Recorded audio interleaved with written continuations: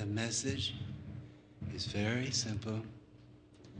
Think for yourself and question authority. You know, it's interesting about the 60s revolution, Cultural Revolution, which then moved to Europe in the 70s when Franco died and when Salazar, was it, in Portugal died, one after one as these tight old geriatric Cold War dictatorships loosened up popped this new spirit. But what was it? It wasn't anti-communist, it wasn't communist. What was it? How could you describe it? You know, the Chinese situation, what did they want? The Chinese dictators said, well, they want American capitalism and the running dogs of Wall Street. That's what they want. Well, bullshit. I mean, we know that's not right. What those students wanted was they wanted to change their own major.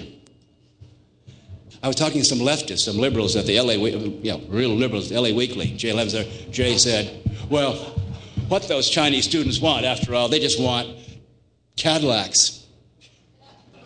Well, goddamn right, Jay. They want Cadillacs, they want VWs, they want surfboards, they want soap, they want blue jeans, they want the fucking option to decide how to live their life. They want to select their majors.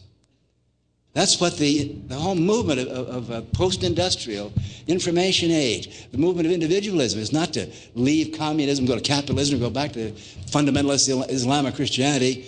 People want to have the choice, the option of deciding how to live their lives. In China, they wanted to be able to date a girl in public. When I say that this political movement, the aim of which is to choose your major, has never happened in human history before, let me demonstrate or try to prove to you why I feel that way.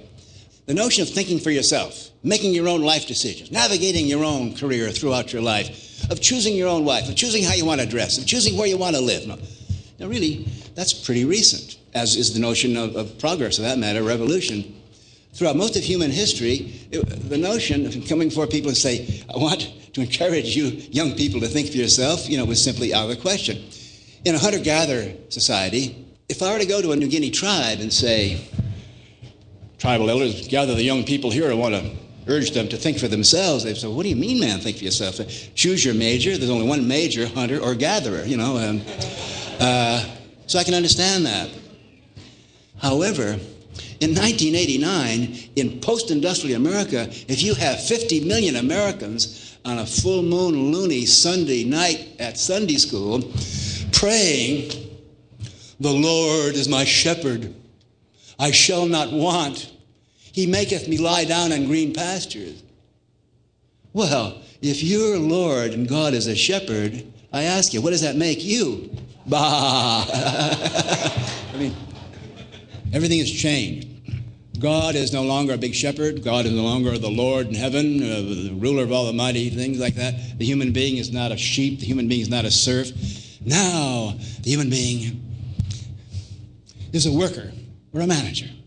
And in the factory assembly line society that we've all grown up through, you're born in a hospital, you're born in a factory, you're born in a little assembly line, and then you're brought home, and then you go off to school, kindergarten, first grade, all the way up, and you're the God of and the prophets of the industrial mechanical age are, of course, engineers, and the good human being. The good human being in industrial society is prompt, dependable, reliable, productive, efficient, and, of course, replaceable as part of the assembly line. The average American household watches television 7.4 hours a day. That means that the average American household sits like vegetoid octopus slugs with their eyeballs sucking out all this information and their noses pressed to an aquarium, which is called the television tube. The average American lives on the other side of the television screen in this digital, imaginary, fantastic Disneyland world. It's much more important to him or her than the real world. The average American feels closer to Bill Cosby or to Dan Rather or to Mickey Mouse than to the neighbors next door. It's awesome, it's scary, it's frightening how real these television... Matter of fact, I've never seen George Bush, You only exist to me as a cluster of electrons on my screen. Matter of fact, I know Mickey Mouse better than I do George Bush. Because everybody's catching on now that who controls the screen controls society, who controls the screen that you look at controls your mind. The upside of that is you have individually got to control what's on the screens that you look at. And within 2 or 3 years, we will have available software and hardware. The hardware will be a glove, which will allow you to move things on the other side of the screen, a helmet with small screens here, so you'll actually be seeing and viewing as though you're on the other side of the screen. Every time you turn here, you're turning around inside the screen.